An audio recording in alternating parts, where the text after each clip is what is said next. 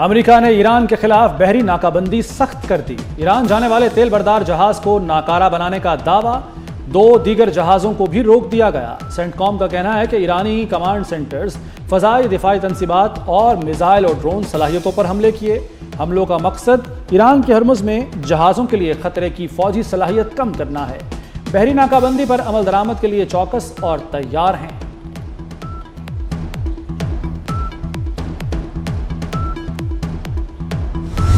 اپنا ہرمز بند، دنیا بھر میں مہنگے تیل کا خدشہ، برنٹ 85 اور WTI $80 فی بیرل تک پہنچ گیا۔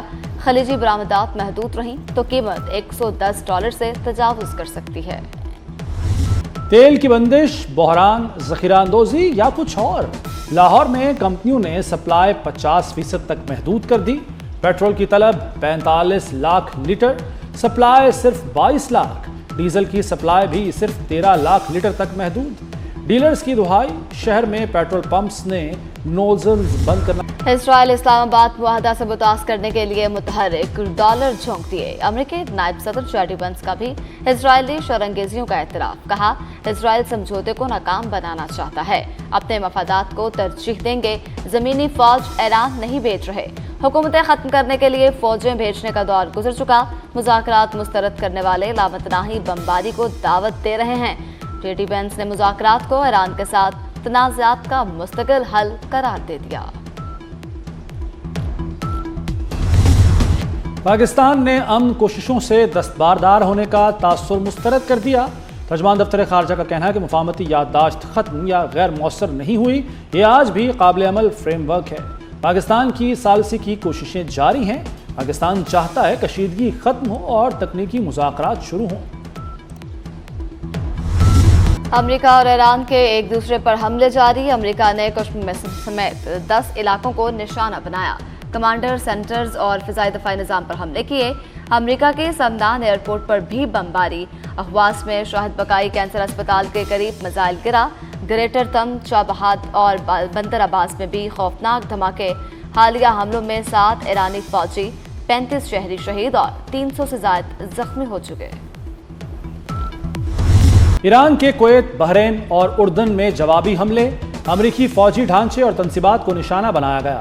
اردن کی الازرق ایئر بیس میں امریکی مواصلاتی نظام ریڈار سائٹ پر خودکش ڈرونز نے تباہی مچائی۔ کویت میں علی السلام ایئر بیس کو میزائل اور ڈرون سے نشانہ بنایا۔ امریکی MQ-9 ڈرون مار گرایا۔ کویت اور اردن کا ایرانی کروز میزائل اور ڈرونز تباہ کرنے کا دعویٰ۔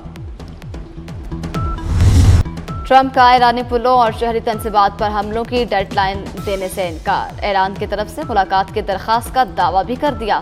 ٹرمپ نے کہا ایرانی رہنما ملنا چاہتے ہیں، ایران کو اپنا رویہ بہتر کرنا چاہیے، ایران کو صورتحال کا علم ہے، دیکھیں گے سمجھوتا ہو سکتا ہے یا نہیں۔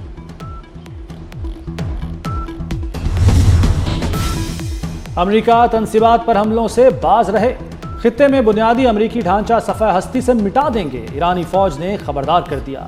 مشرق وسطیٰ سے تمام توانائی برآمدات روکنے کی بھی دھمکی دے دی۔ خاتم الانبیاء ہیڈ کوارٹرز کے ترجمان نے کہا امریکہ اور اتحادیوں کو فائدہ پہنچانے والے تمام برآمدی راستے بند کر دیں گے۔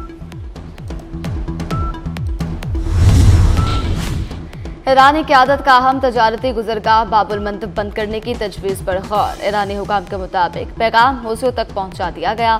ایران نے حوثیوں کو توانائی تنصیبات پر امریکی حملے پر باب المندب بند کرنے کی ہدایت کی۔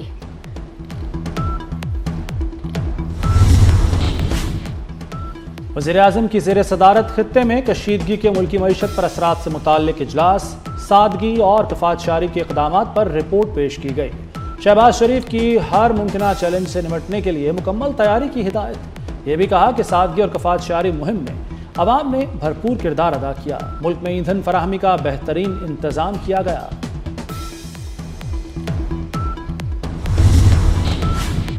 امن کی کوشش کو متنازع نہ بنایا جائے، چیئرمین اوورسیز پاکستانیز فاؤنڈیشن سید قمر رضا کا وضاحتی بیان۔ کہا کہ JAAC نے حقائق کو توڑ مروڑ کر پیش کیا۔ JAAC سے رابطہ صرف کشیدگی ختم کروانے اور پرامن حل کے لیے کیا۔ وزیر داخلہ محسن نقوی کا واشنگٹن میں بوئنگ کمپنی کے ہیڈ کوارٹرز کا دورہ، بوئنگ گلوبل کے صدر برینڈن نیلسن سے ملاقات، PIA کے لیے 16 نئے طیاروں کی خریداری کے لیے اہم پیش رفت۔ ملاقات میں بہترین ڈیل کو جلد از جلد حتمی شکل دینے پر اتفاق کیا گیا۔ محسن نقوی نے نئے طیاروں کی خریداری میں تعاون پر برینڈن نیلسن کا شکریہ ادا کیا۔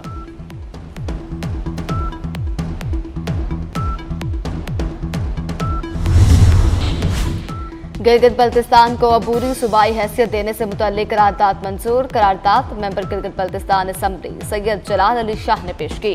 قرارداد میں گلگت بلتستان کے عوام کو دیگر صوبوں کے مساوی آئینی، سیاسی اور جمہوری حقوق دینے اور قومی سطح پر مؤثر نمائندگی کا مطالبہ۔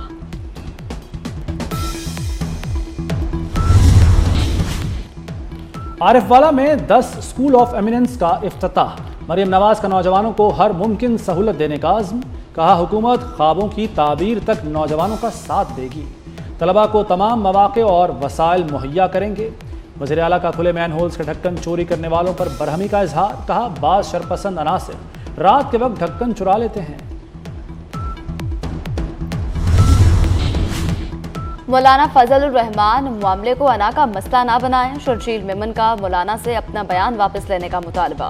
کہا مولانا کے بیان کو بھارت میں اچھالا گیا، خوشی منائی گئی۔ متنازع بیانات سے کسی شہید کے رتبے پر اثر نہیں پڑتا۔ الفاظ واپس لینے سے مولانا کی عزت کم نہیں ہوگی۔ شہداء اور غازی ہمارے ہیرو اور فخر ہیں۔ کیا اگلے انتخابات نئے قوانین کے تحت ہوں گے؟ الیکشن کمیشن نے قانونی اور آئینی اصلاحات پر کام شروع کر دیا۔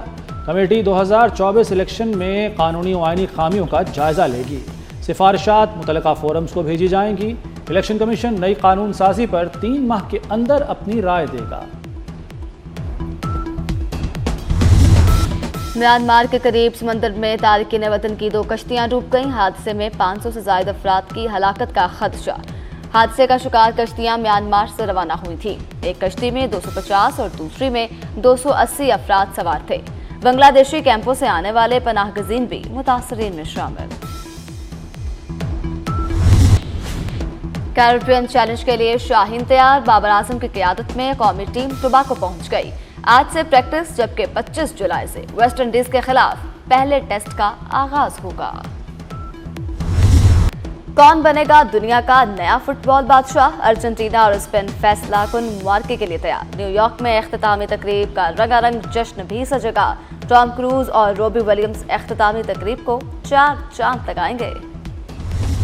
کیا میسی فیفا کے لاڈلے ہیں؟ فوربس کے مطابق شائقین نے میسی اور فیفا پر جانداری کے الزامات عائد کر دیے۔